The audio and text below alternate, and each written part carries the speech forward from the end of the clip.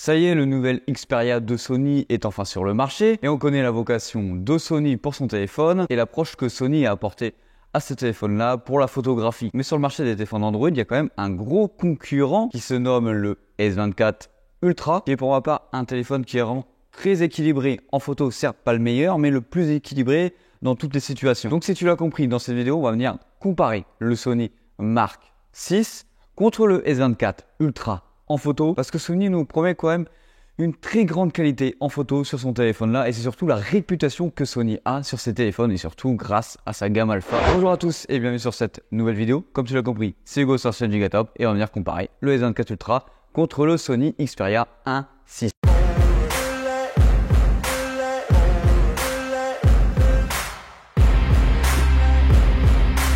Bon, si tu suis la chaîne depuis longtemps, tu sais très bien que j'aime bien faire ce concept-ci. Pour ceux qui viennent d'arriver sur la vidéo, ne t'inquiète pas, tu peux venir t'abonner pour avoir plus de vidéos par la suite sur ce genre de sujet.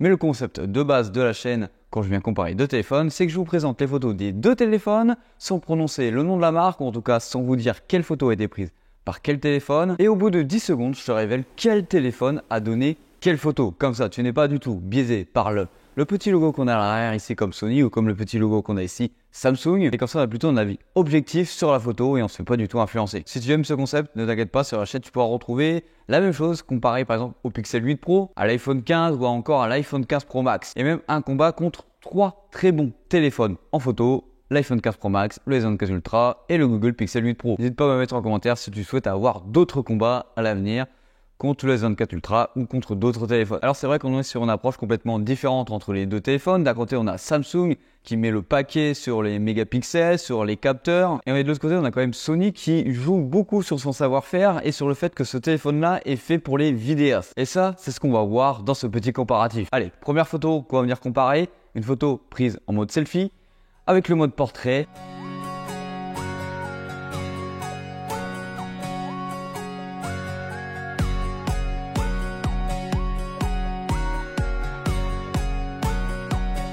Sur cette deuxième photo, on part sur une photo d'une petite cabane pour les oiseaux en mode x1.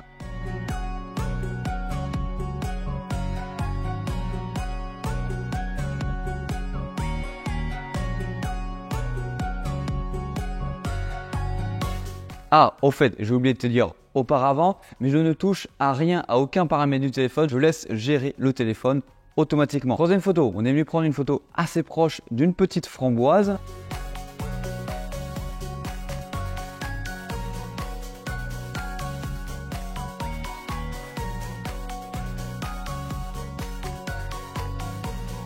Quatrième photo, on passe sur une photo en mode portrait avec les caméras arrière d'un chien. Allez, c'est parti.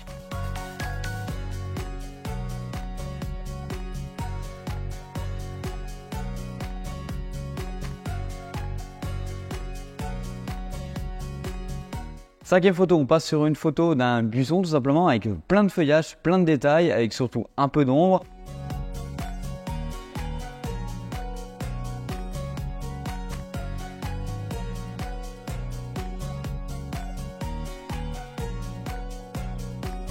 Bon allez, on change un peu les habitudes sur ce format-ci. On passe directement sur une vidéo, parce qu'habituellement je la mets quand même à la fin de la vidéo. Mais allez, dès à présent, première vidéo prise avec ce téléphone. Là on est parti avec les deux caméras arrière. En tout cas les caméras des deux téléphones en arrière. Tous les deux en 4K 60 images par seconde. J'ai pu remarquer un truc en faisant la vidéo. Enfin, en tout cas en lançant le téléphone Sony, c'est que ça fait le même bruit que ma caméra Sony avec laquelle je filme toutes les vidéos. C'est un petit détail, mais un petit détail qui est appréciable. Quand tu as déjà des produits Sony, tu as déjà des repères. Voilà, c'est ça que je veux dire.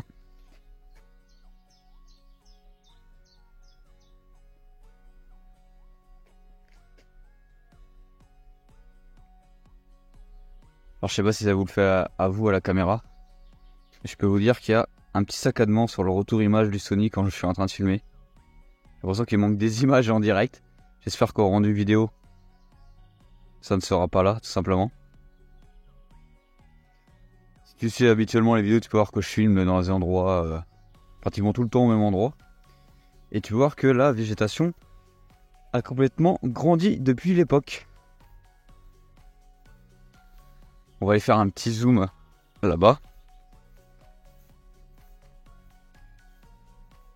On va essayer d'aller chercher le poteau.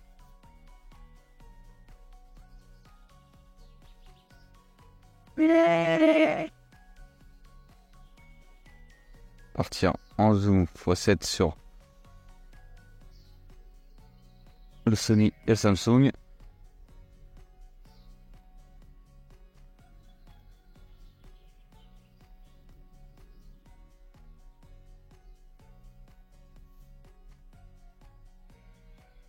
Partir en grand angle.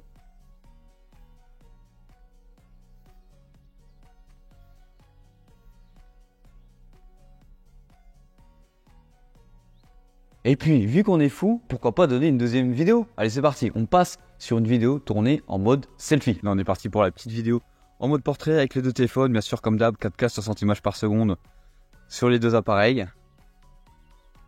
On va essayer de les mettre en difficulté, ces deux appareils-là. Ah, tiens, il y a le soleil derrière moi. Ok.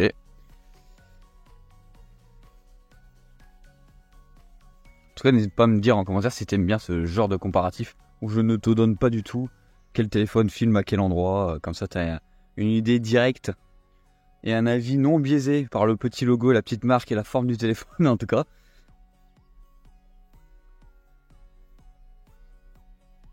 En vrai, sans donner mon avis, il y en a un qui se comporte largement mieux en vidéo, mais ça se voit. Ça se voit qu'il y a un traitement logiciel derrière qui est bien plus important et que c'est surtout ultra important d'avoir un traitement logiciel et pas forcément des capteurs ultra bons.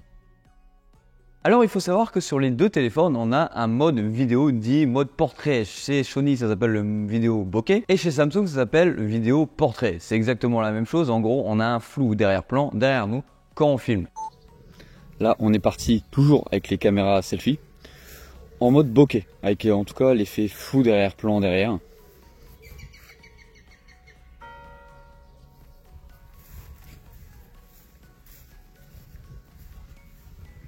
Oh tiens, ici je vais faire une belle photo à mon avis. Elle va être incroyable. À mon avis tu l'as déjà vu parce que les vidéos je les mets généralement très loin dans les vidéos. Bon, maintenant pour ce 9e comparatif, on part sur une petite photo d'une barrière assez proche pour voir comment les deux téléphones arrivent à gérer tout cela.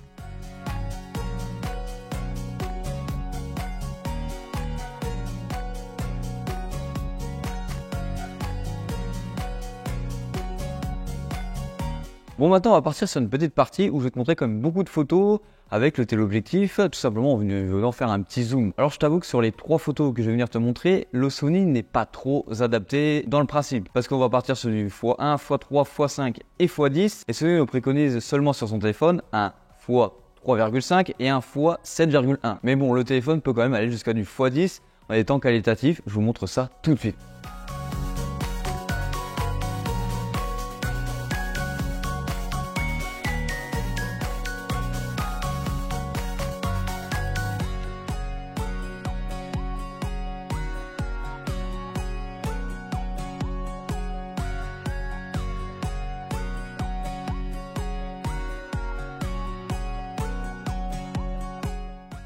Bon, du coup, j'ai quand même voulu faire l'inverse. J'ai quand même poussé le S24 Ultra en 7.1 pour le comparer réellement au Sony Mark I dans ses meilleures conditions.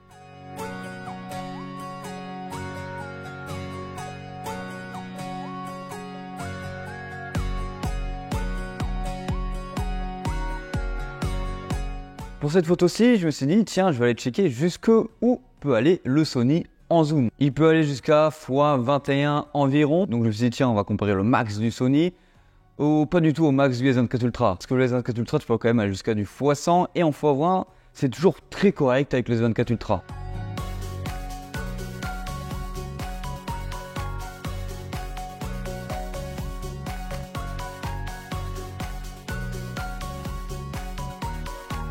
Bon, pour cette photo-ci, on reste encore sur un zoom. On est parti sur le zoom x10, tout simplement d'une fenêtre dite chien assis.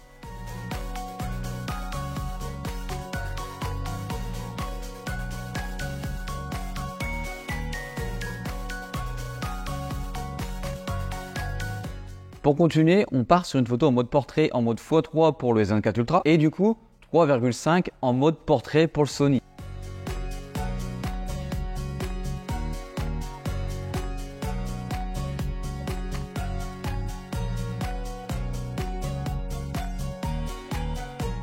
On part ici tout simplement sur la photo d'un tracteur tondeuse avec le mode portrait en x1 et il y en a un qui m'a extrêmement bien surpris. Je te laisse le découvrir.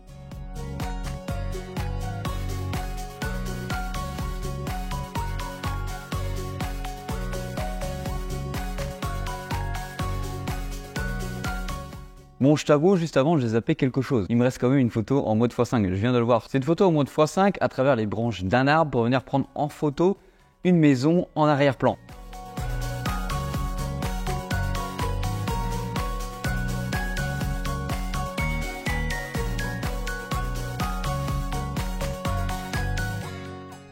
Allez, maintenant on passe sur quelques photos en mode sombre, en mode nuit. Tu peux y voir ici sur cette photo tout simplement la prise de la boîte du 3210 dont je t'invite à aller voir sur la chaîne, c'était un petit TikTok que j'avais tourné dessus.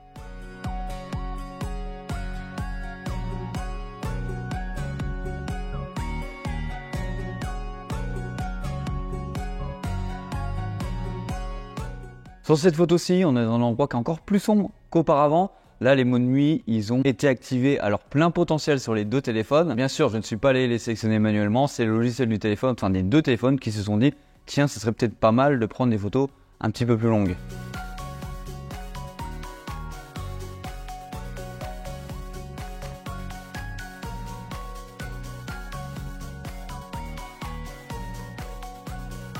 Et tiens, ça fait quand même longtemps qu'on n'a pas sorti une petite vidéo. Tiens, je te mets une petite vidéo avec simplement des animaux en mouvement. Là, on est parti pour une autre vidéo en mode 4K avec les deux petits chiens qui embêtent les poules. Hein, les deux petits chiens, Amaya et Rio. On n'embête pas les poules. Parce qu'ils nous donnent des bons petits œufs. Tu es d'accord avec ça, Maya? Ah, Maya, le chien tout blanc. Par contre, si tu te rapproches trop près de la caméra, les gens, ils ne voient plus rien. Rio. Rio. Oh, lui, il m'écoute pas. Il est plus occupé par son os, qui est juste ici. Ne t'inquiète pas, on arrive bientôt sur la fin de ce petit comparatif. Là, on va passer sur une photo très proche d'une fleur jaune. Et on va pouvoir observer si les deux téléphones arrivent à gérer, bien sûr, le contre-jour.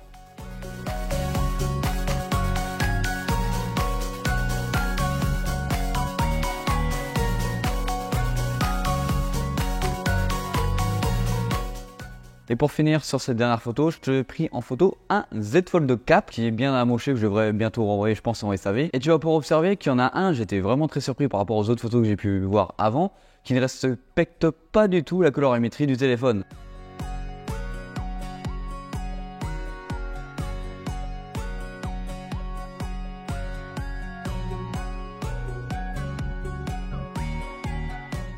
Bon allez, on arrive sur la fin de cette vidéo. Je te le dis, c'est le Sony Mark VI qui ne respectait pas du tout la colorimétrie du Z Fold 4 parce qu'il est totalement gris et sur la photo, il est un petit peu bleu. Bien sûr, comme d'habitude, je veux bien avoir ton avis en commentaire sur quel téléphone tu as préféré, bien sûr. N'oublie pas que mercredi à 15 h, on se retrouve sur la chaîne pour venir suivre le live tout simplement de Samsung pour la présentation des Z Fold 6 et du Z Flip 6 et surtout de la Galaxy Rig. Moi, c'est le produit que j'attends le plus. Comme d'habitude, c'était Hugo sur la chaîne Gigatop. Allez, bisous!